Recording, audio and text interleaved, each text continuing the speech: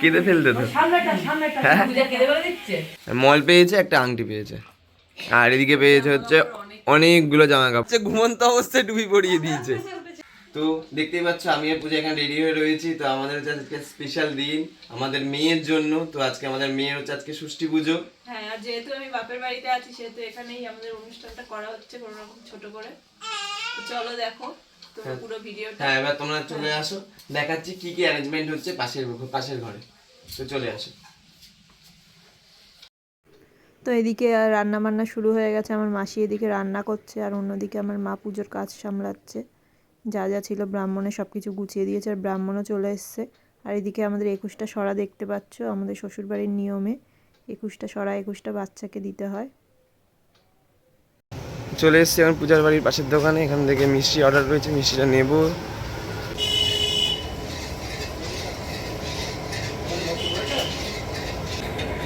দেখতে পাচ্ছি এখন আমাদের এখানে মিষ্টি নিয়ে কমপ্লিট হয়ে রয়েছে। তো এবার যাবো বাড়ি। তো চলো দেখি আর কি কি হচ্ছে বাড়িতে। আর এখন ব্রাহ্মণ পুজো শুরুও করে দিয়েছে, দেখতেই পাচ্ছ তোমরা। আর যেহেতু এখন আমাকে পুজোয় লাগছে না, তাই আমি পাশের ঘরে গিয়ে মেয়েকে একটু আদর করছিলাম।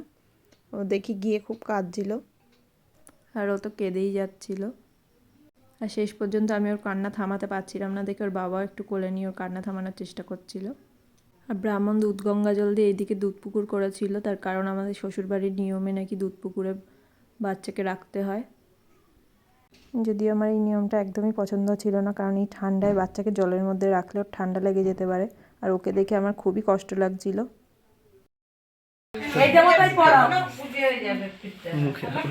কেঁদে ফেলতে তো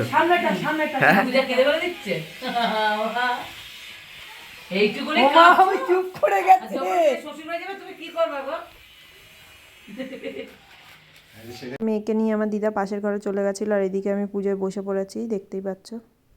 আর এদিকে আমার দিদা ওকে জামা ফামা চেঞ্জ করিয়ে আবার রেডি করে এই ঘরে নিয়ে আসছিল, পুজোয় এবার ওকেও লাগবে।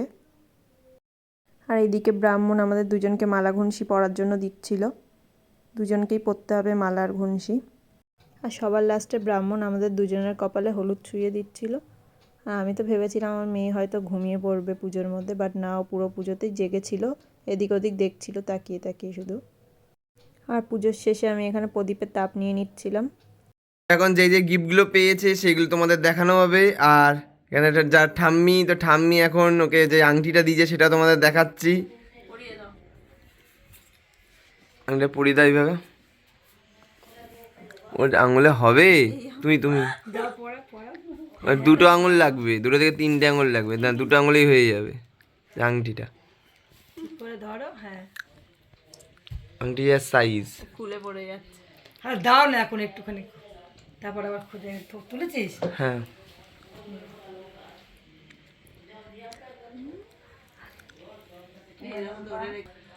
এবং দিদুন দিলে হলো এটা পায়ের মল, তাই না? পায়ের মল। হ্যাঁ, সেটা মোটামুটি 7-8 মাস না হলে এখানে পড়ানো যাবে না। আর ওটা অনেকটাই বড় আছে না, 2টো পা লাগবে এখন পড়াতে গেলে। এখন পড়াতে গেলে 2টো পা লাগবে। বাহ, বেশ ভালো হয়েছে মলটা। মল পেয়েছে, একটা আংটি পেয়েছে, আর এদিকে পেয়েছে হচ্ছে অনেকগুলো জামা কাপড়, তারপরে শীতকাল টুপি, তারপরে আরো বিভিন্ন অনেক কিছু সেগুলোও পেয়েছে। ও বোঝে নাকি গিফট কি এখন? এটা ওর বর দিদি দিয়েছে। বর দিদি? হ্যাঁ। আচ্ছা, বর দিদা, ওই বর দিদা মানে ওর দিদা, বর দিদা। ও, আর এইগুলো দিয়েছে পিসিমণি। পিসিমণি? পিসুন দিদা, পিসুন দিদা। পিসুমণি না পিসুন দিদা কোনটা? ঠিক আছে বলুন না, এক একটা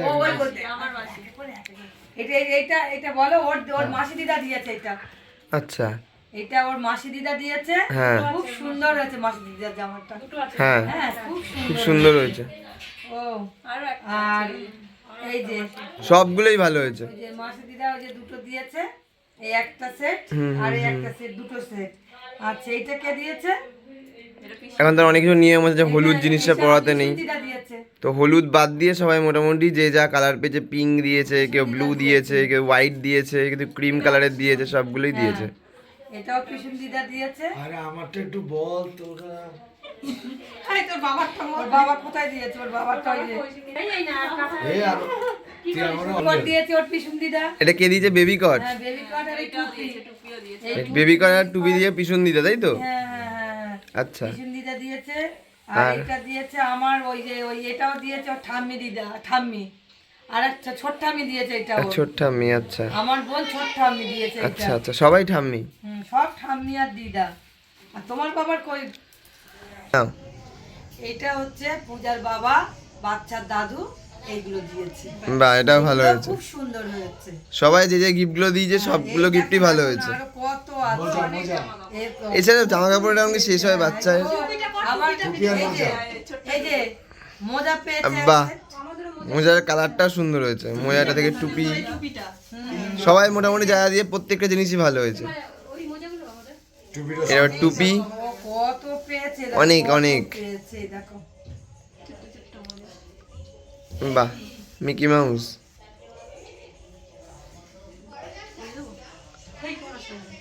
আর পায়ে হবে নাকি এখন? মাঝখান দিয়ে রোহন ভাবছে আমার জন্য, আমারও এরকম হয়েছিল, আমারও পড়তে ইচ্ছা করছে। কি রে, তোর পড়তে ইচ্ছা করছে নাকি? হ্যাঁ, কোনটা পড়বি বল? মোজা, টুপিটা ভালো পেয়েছে। টুপিটাই পড়বি? টুপিটা হ্যাঁ, টুপিটা তো ভালো হয়েছে। তোর মাথার সাইজের তো হবে না। না এখনই হবে ওর একদম ছোট। না না, ওই যে ছোট বড় বাচ্চা বড় বাচ্চা হবে না।